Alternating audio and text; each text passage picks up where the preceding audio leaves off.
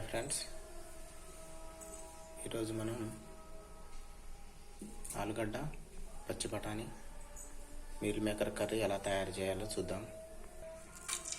ముందుగా కళాయి పెట్టి స్టవ్ ఆన్ చేసుకొని ఆయిల్ వేసుకున్నాం. దాంట్లో బిర్యానీ ఆకుతో పాటు అన్ని మసాలా దినుసులు వేసుకున్నామండి. అవి కొంచెం ఫ్రై అవుతుంటే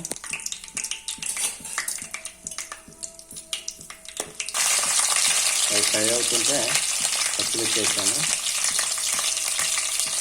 తర్వాత ఉల్లిగడ్డ వేసుకోవాలి. ఆనియన్ ఫ్రై అయినాయండి. అల్లం పేస్ట్ వేసుకోవాలి. తర్వాత కొంచెం పసుపు,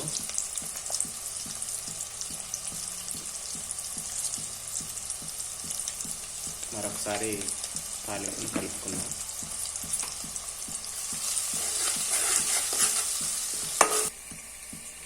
ముందుగానే చన్నీళ్ళల్లో మీల్ మేకర్ ఒక 10 నిమిషాలు నానబెట్టుకున్నామండి. వీటిని ఇప్పుడు తాలింపులో వేసుకుందాం. పిండి వేసుకోవాలి, లేదంటే వాటర్ ఉంటాయి కదా.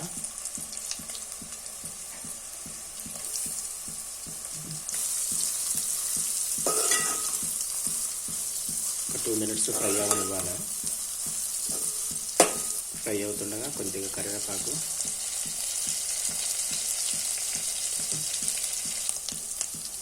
ఫ్రై అయిందండి. ఇప్పుడు మనం టమాటా వేసుకుందాం. టమాటా ముక్కలు కట్ చేసుకున్నాము. టమాటా ముక్కలు వేసుకోవాలి. ఒకసారి కలుపుకోవాలి.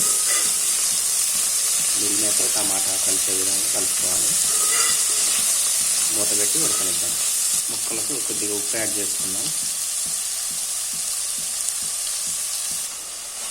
ఒకసారి మూత తీసి కలుపుకుందాం.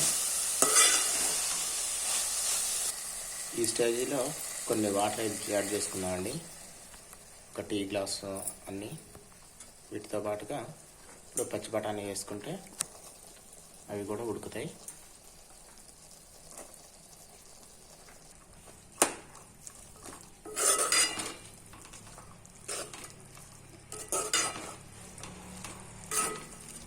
ఈ పచ్చి బఠానీలు మేము మార్కెట్లో కొనుక్కొచ్చినాం. మీరు కావాలంటే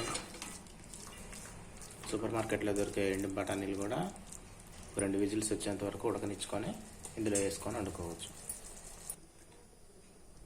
బఠానీలు ఉడకడం కోసం మరికొన్ని వాటర్ యాడ్ చేసుకుంటున్నాం. ఒకసారి గరిటెతో తిప్పి మూత పెట్టి ఒక 2 పొంగుల వరకు ఉడకనిద్దాం.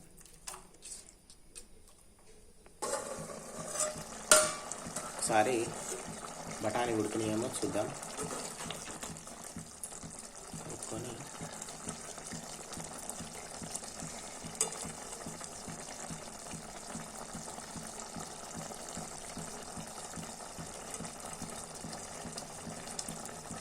చూడండి, అట్లా ఉడికిపోయినాయి. ఇప్పుడు కారం, మసాలా యాడ్ చేసుకుందాం.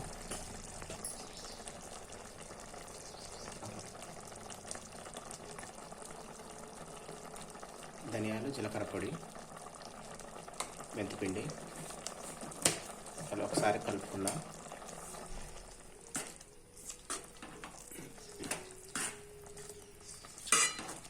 అది మంట తక్కువ కారం అండి, అందుకని కొంచెం ఎక్కువ వేసుకున్నాం. మీ కారాన్ని బట్టి మీరు తినే దాన్ని బట్టి వేసుకోవచ్చు. ఒకసారి మూత తీసి చూద్దాం కూర ఎంతవరకు వచ్చిందో. ఆల్మోస్ట్ ఉడికిపోయింది. దాన్ని కూడా కొత్తిమీర యాడ్ చేసినాం.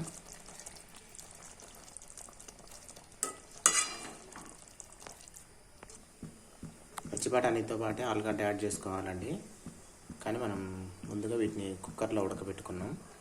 2 విజిల్స్ రానిచ్చినాం. మళ్ళీ బఠానీతో పాటు వేస్తే మెత్తగా ఉడికిపోతుందని చెప్పేసి చివరిలో వేస్తున్నాం అనమాట.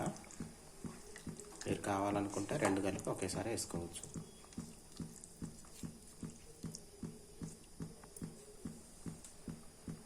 ఒకసారి మూత పెట్టదాం.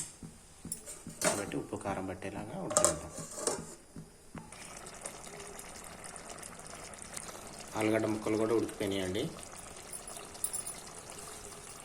ఒకసారి గరిటెతో తిప్పి చూసుకుందాం. ఆల్మోస్ట్ అయిపోయిందిగా. స్టవ్ బంద్ చేసుకుంటూ రైస్ చపాతీలోకి తినేయచ్చు. Thank you for watching.